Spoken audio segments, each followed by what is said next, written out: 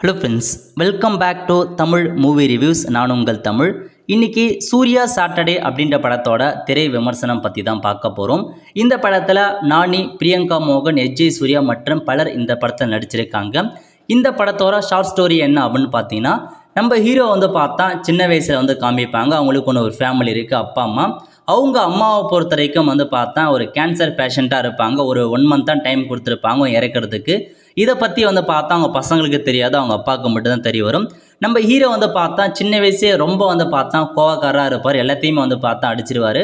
அந்த வகையில் அவங்க அம்மா பார்த்தா இறக்கிறதுக்கு முன்னாடி ஒரு இன்ஃபர்மேஷன் சொல்லிட்டு போவாங்க. அதாவது நீ பார்த்தீங்கன்னா கோவப்படுற எல்லா நாளுமே நீ யாரையும் போய் அடிக்கக்கூடாது. ஒரு நாள் மட்டும் நீயே டிசைட் பண்ணி வச்சுட்டு அந்த ஒரு நாட்கள் மட்டும்தான் நீங்கள் எல்லாரையுமே போய்ட்டு நீங்கள் அடிக்கணுன்ற மாதிரி அவங்க அம்மா பார்த்தா சொல்லிட்டு இறந்துருவாங்க. இருந்தாலும் அவங்க அம்மா பார்த்தா ஒரு இன்ஃபர்மேஷன் சொல்ல பார்ப்பாங்க, அதுக்குள்ளே இறந்துருவாங்க. இப்போ நம்ம ஹீரோ என்ன டிசைட் பண்ணுறாரு அப்படின்னா, அந்த சாட்டர்டே மட்டும் பார்த்தா அவங்க அம்மா அந்த தேதி அழிக்காமல் விட்டுருவாங்க.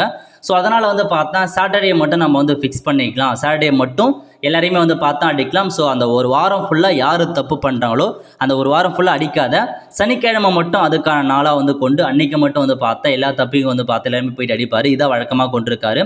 ஸோ அதுக்கப்புறம் பெரிய ஆளாகி அவர் பார்த்தா இந்த சாட்டர்டே மூலமாக ஸோ எந்தமான பிரச்சனைகளை வருது, அதை எப்படி சால்வ் பண்ணுறாரு, இதான் மொத்த கதையாக கொண்டு போயிருக்காங்க.